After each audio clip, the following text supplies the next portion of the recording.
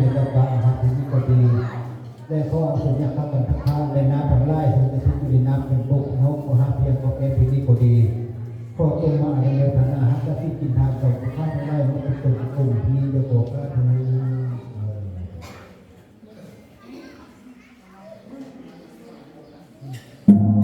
มินาสกาเลนะรังพุทธังอภิปูชยามะอาระหังสัมมาสัมพุทโธภะคะวะพุทธังภะคะวะตังอะภิวาเทมิอิมินาสกาเลนะตังธัมมังอภิปูชยามะ